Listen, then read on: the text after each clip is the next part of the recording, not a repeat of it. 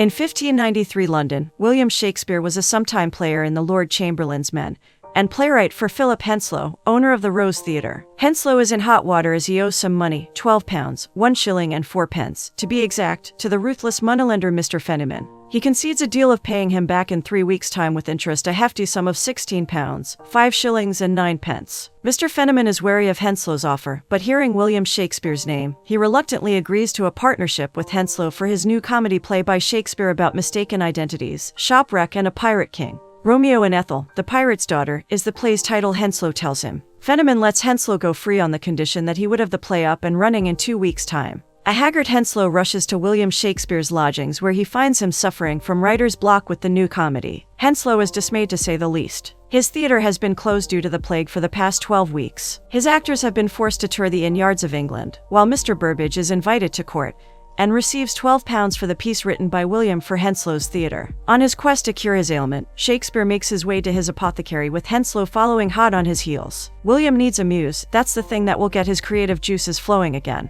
His apothecary agrees. He questions William if he had been humbled in the act of love lately. William recalls that a good length of time has passed since he found gratification the last time. He has a wife and children, Anne Hathaway, a woman of property. But it has been 4 years and they are now separated by 100 miles all the way to Stratford. Their marriage bed has been cold since the twins were born. Banishment had been a blessing for Will. But although he's free to love now, yet he cannot love nor write about it. After some thought, his apothecary hands him a bangle from his chest. It had been found in Psyche's temple on Mount Olympus. He asks Will to write his name on it and feed it to the snake carved in it. The woman who wears the bangle will dream of him and his gifts will return. Words will flow like a river. Determined to find the woman, William alongside Henslowe makes his way to the palace at Whitehall. There he finds Mr. Burbage, owner of the rival Curtain Theatre, who reinstates his offer to William to join Lord Chamberlain's men full-time. William tells him that he's been busy writing a comedy for Henslowe, who had already paid him for the service. He manages to convince Burbage to buy the play from Henslowe just before Henslowe walks in, coming face to face with his rival Burbage all dressed up for his performance before the Queen.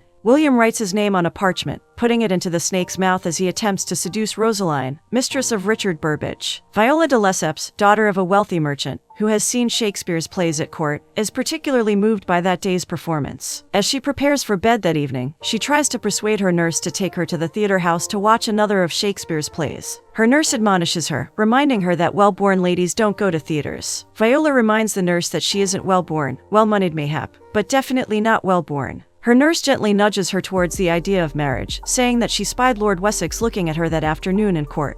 But Viola doesn't care for it. All the men at court are without poetry. If they see her, they merely see her father's fortune. And she will not have that. Viola yearns for poetry, adventure and love, above all. And not the artful postures of love, but the kind of love that overthrows life, unbiddable, ungovernable, like a riot in the heart with nothing to be done comes ruin or rapture. The next morning, Henslowe is picked off the streets by a huffing Fenimore and his buffoons. He wants Henslowe to explain the matter of his theatre being closed off by the plague. Being plastered to a pole, Henslowe explains that although the natural condition is one of insurmountable obstacles on the road to imminent disaster, it is best to not do anything about it. Watching Fenimore's face turning purple with suppressed rage, Henslowe quickly elaborates that as strange as it may seem, it all turns out well, though he doesn't quite know how as of yet. Just then, the announcement is made, as per the orders of the Master of Revels, that the theatres are to be reopened. Finally free from Fenimore, Henslowe reaches Shakespeare's house where he finds him rushing outside with a script in his hand and a spring in his step. Henslowe is just beginning to tell him the good news, but William beats him with his own, saying he has finished the first scene for Romeo and Rosaline. He makes his way to Burbage's house to hand him the script but is despondent to find Rosaline in bed with another man. She was sleeping with Master of the Revels, Edmund Tilney. Eyes shining with repressed betrayal, William looks dead at Rosaline who couldn't meet his gaze. He would have made her immortal. Turning on his heels, William asks Rosaline to convey to Burbage that he has just lost the play by Shakespeare. Tilney chimes in that Burbage wouldn't care about that. He's too busy readying the curtains for Christopher Marlowe, a rival playwright. Shattered by Rosaline's betrayal, William walks away, throwing the script in a nearby furnace. He returns to the tavern for a drink where he finds Henslowe, who inquires about how far his writing has been. William boasts that he's nearly finished. The desperate Henslowe, in debt to ruthless moneylender Fenimore, begins auditions right there. He announces that the auditions are open to newbies this time, and anyone can walk in for one at the theater. With Henslowe gone to prepare for the auditions, and most of the people leaving right after him to score a chance at the said auditions, the tavern is left all but empty. William sits dejected with his head and his hands hanging above his drink. Kit Marlowe greets him from across the bar. He was looking at him intently and asked Will how it was going. William shrugs in response, shallowly assuring him that everything in his life was going on fine. He diverts the subject back to Kit instead, asking him about his new play for the curtain. It isn't a new one, Kit explains, but he does have a new one nearly finished. It's titled The Massacre at Paris. When Will shares the title of his upcoming play, it sounded juvenile even to himself. With a sigh of resignation, he confides in Kit that he hasn't written a word till date. So then, he and Kit start brainstorming ideas randomly. Kit suggests that Romeo be Italian, always in and out of love, until he meets Ethel, the daughter of his enemy, when his best friend is killed by Ethel's brother, or something like that. His name could be Mercutio. The auditions begin at Henslow's, but he can't find any prospective talents. Closing the auditions off for the day, he leaves the theater house while William sits on the benches, tired of the day's conquests, when one last prospect rolls in. Viola de Lesseps, daughter of a wealthy merchant, disguised as a man named Thomas Kent. Kent gains Shakespeare's interest with a speech from two gentlemen of Verona, but runs away when Shakespeare questions her. William follows her into the streets. His pursuit of Kent leads him to Viola's house, where he leaves a note with her nurse, asking Kent to begin rehearsals at the Rose. Viola hustles back home to find her parents home to host a ball in honor of Lord Wessex visiting them. Her nurse, sharp-witted woman as she was, had put two and two together to reach the conclusion that William Shakespeare had come to their door looking for Thomas Kent, who was, in fact, her ward, Viola. She admonishes Viola and swears to tell her parents all about her adventure, but Viola manages to convince her otherwise. Shakespeare, who had been awaiting Thomas Kent outside his house, manages to sneak into the ball at the house, where Viola's parents arrange her betrothal to Lord Wessex, an aristocrat in need of money. Standing with the musicians, his gaze wanders off to the beautiful blonde lady that danced like the diamond of first water. He asks after her and learns that she is the daughter of the host, Viola de Lesseps. Dancing with Viola, Shakespeare is struck speechless. Viola addresses him as Master Shakespeare, being quite a poet, but William is at a loss for words. Confronted by Lord Wessex, Shakespeare introduces himself as Christopher Marlowe. Wessex ejects Marlowe and threatens to kill him if he entertains any designs on his property, that being Viola. Later that night, Shakespeare finds Viola on her balcony, reciting words from his note. They confess their mutual attraction before he is discovered by her nurse, as Shakespeare tries to climb up to her room.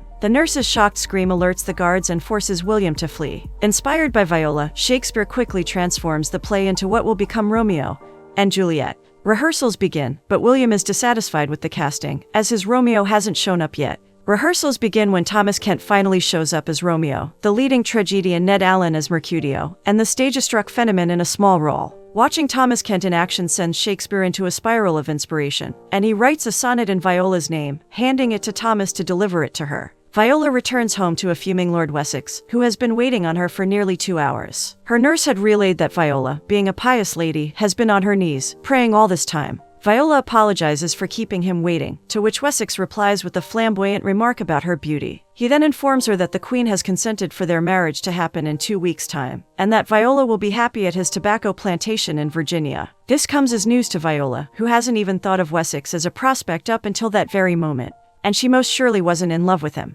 When Viola inquires Wessex as to what it was that made him choose her, he cavalierly replies that it were her lips, as he forces down a kiss on them. Shocked, Viola flinches back and strikes him across the face. Indignant, Wessex asks her if she dare to defy the Queen's command. Ever the submissive lady, Viola reneges that she would always do her duty. Broken-hearted and miserable, Viola writes back to Shakespeare, asking him to banish her from his heart, for she is to marry Lord Wessex. The next day after rehearsals, Thomas hands Shakespeare the letter from Viola. Shakespeare is devastated to learn that she has cut ties with him. He asks Thomas what he should do, and Thomas advises him to do as she asks, if he truly loves her. Carefully perusing the letter once again, he questions if Viola had been weeping when she gave Thomas the letter, for the ink on it was a bit smudged at the end. Thomas lies that the letter came to him by her nurse, his aunt. He urges William to confess how he loves the Lady Viola. Hearing the praises being sung through William's mouth, Thomas concedes that it is wise of the Lady Viola to maintain distance from his love. Besides, how can a lady of rank and money be happy with a Bankside poet? William vehemently disagrees and asks Thomas to tell his lady that William Shakespeare waits for her in the garden.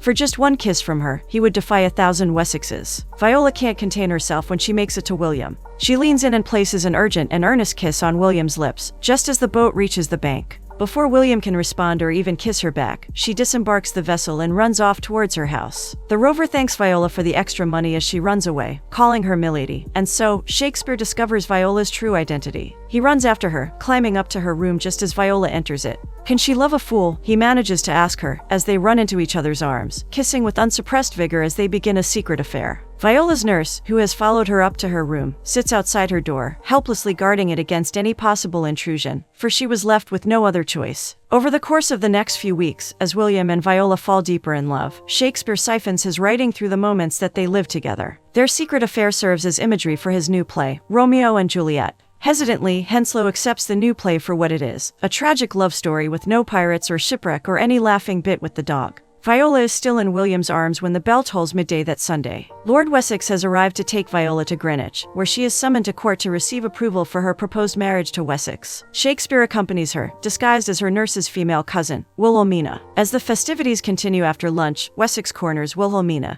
and grills her with questions regarding the poet who had been pursuing Lady Viola. Christopher Marlowe is the name Wilhelmina gives. Wilhelmina confirms, in no uncertain words, that she has in fact seen Marlowe and his terrible poetry around the house. When Viola is presented to the Queen, they get into an intense debate over the essence of love as portrayed by the playwrights. The Queen believes that the playwrights write it as something pretty or comical or lusty, but never the truth. Viola disagrees, for there is at least one playwright who writes love in its truest of forms. Wessex tries to diffuse the tension caused by Viola's blatant disagreement. He wagers his fortune on the fact that nature and truth are the very enemies of play acting. Shakespeare, dressed as Wilhelmina, anonymously persuades Wessex in public to wager £50 that a play can capture the true nature of love, the amount Shakespeare requires to buy a share in the Chamberlain's Men. Queen Elizabeth I declares that she will bear witness to the wager and will judge the matter as occasion arises. The Queen then dismisses the audience, but not before she tacitly whispers her consent for Wessex and de Lesseps' marriage, along with her keen observation that the lady is no longer an innocent maiden. After all, it takes a woman to know it. Meanwhile, Kit Marlowe barges into Burbage's house with his play written almost to completion, asking him to make good on his payment if he wants the last act. Burbage does not have the money at hand, so he boasts that he already has a comedy in the works, written by Shakespeare. Kit reveals to him that Shakespeare has sold that play a while ago to Henslowe, and they have been in rehearsals with Ned Aline and the lot, all this time, at the Rose. Infuriated, Burbage flings the first thing he gets his hands on, which turns out to be the carved snake bangle gifted to Rosaline by Shakespeare. Hence, Burbage learns Shakespeare has seduced Rosaline and cheated him out of payment for the play. He starts a brawl at the Rose with his company men, wanting to draw Shakespeare's blood as recompense. Thomas and William manage to sneak away after a few blows. William tells him about his nightmare where Viola has been stripped away at some far, far land. The Rose players repel Burbage and his men, with some help from Fenimore and his goons, and celebrate at the pub, where a drunken Henslowe lets slip to Viola that Shakespeare is married, albeit separated from his wife in Stratford. News arrives that Marlowe has been murdered, stabbed to death at a tavern in Deptford. A guilt-ridden Shakespeare assumes Wessex had Marlowe killed, believing him to be Viola's lover. He spends the night on his knees in repentance, asking the Lord for forgiveness. A jovial Wessex jauntily rides up to Viola's house the next morning and finds her riding on her way to church. Wessex points that mourning usually means one needs to take a trip to the church. He confesses that he didn't know the man much, only having met him once at her house, but it's understandable that she would want to mourn him. Perplexed, Viola asks him who it is that she should be mourning. A little taken by surprise that the news hasn't reached her yet, Wessex divulges to Viola about the death of her incredible playwright, making Viola believe Shakespeare to be the victim. Wessex accompanies Viola and her entourage for a quick prayer to the church. Shakespeare appears at her church, allaying Viola's fears and terrifying Wessex, who believes he is a ghost. Viola confesses her love for Shakespeare as she runs out of the church after him. They ride up to a quaint meadow and William confesses his guilty conscience over killing Kit Marlowe. His touch has been present in a number of William's plays. Viola has never heard William speak so highly of Marlowe, but there were many things that she hadn't heard about Shakespeare, the topmost being his marriage. William apologizes for not having been straight with her, but that didn't change the fact that he could never stand a chance to marry de Lesseps' daughter. Married or not, they both recognize that Viola cannot escape her duty to marry Wessex, but she swears to go to him as a widow to the vows she's made to William, however unsanctified they may be. Guilt-ridden and heavy-hearted, Shakespeare writes the final act of his play, The Death of Romeo and Juliet, a tragedy like no other. John Webster, an unpleasant boy who hangs around the theater, spies on Shakespeare and Viola making love and informs Tilney. The day of the final rehearsals arrive, and an enraged Wessex barges into the theater, drawing his sword and challenging Shakespeare to a duel. Viola's identity is exposed as Tilney arrives and closes the Rose for violating the ban on female actors. Embarrassed and miserable, Viola apologizes to Henslowe and her colleagues, saying she had only ever wanted to be an actor. Fenimore, Henslowe, Ned Aline, along with all the Admiral's men and William, sit at the tavern, despondent and desperate. Tilney's action has left Shakespeare without a stage or a lead actor until Burbage arrives. He offers his theater for Shakespeare's play. And so, the heartbroken Shakespeare takes the role of Romeo. Following her wedding, Viola learns the play will be performed that day and runs away to the curtain with some help from her nurse. Sitting in the audience, she overhears that the boy playing Juliet cannot perform, his voice having broken, and Henslowe asks her to replace him. Viola, having memorized the play, act by act, to heart, plays Juliet to Shakespeare's Romeo to an enthralled audience. Lord Wessex had also followed Viola to the curtain. Just after the play has concluded, Tilney arrives, barking the orders to arrest everyone, Admiral's men and Chamberlain's men, for contempt and indecency due to Viola's presence. To everyone's surprise, the Queen reveals herself in attendance, admonishing him to be mindful of where he uses her name, lest he wears it out. She proceeds towards the stage, her ire evident as she reminds Tilney and the audience that the Queen of England does not attend exhibitions of public lewdness, so something must be out of the way that compelled her to grace these steps. Addressing Thomas Kent next, she asks him to come to her. Pretending that Kent is a man with a remarkable resemblance to a woman, the Queen points that Tilney's error in judgment is easily forgiven. After all, who better than the Queen to know what it's like to be a woman in a man's profession? Turning over to Lord Wessex, the Queen reminds him of the wager that was made, as to whether a play could show the very truth and nature of love. And Wessex has lost it today, as per her judgment. Turning to Shakespeare, she orders him to come as his one true self the next time he comes to Greenwich. As the Queen gets back to her carriage to leave, Wessex stops her in her path, complaining about the loss of his newlywed bride. He professes that he is short on time, for his ship sails for the New World early that evening. Powerless to end a lawful marriage, but with great empathy for a love denied, the Queen orders Thomas Kent to find Wessex's wife, who has been lost somewhere inside the playhouse. She orders him to ask her to say her goodbyes, for Lady Viola is to sail with her husband to Virginia. The Queen also tells Wessex that Romeo and Juliet has won the bet for Shakespeare, and has Kent deliver his £50 with instructions for Shakespeare to write something a little more cheerful next time, for Twelfth Night. Viola and Shakespeare say their goodbyes, and a heartbroken Shakespeare confesses that he does not want anything to do with theater anymore. The playhouse is for dreamers, and look what dreaming has done to the two of them.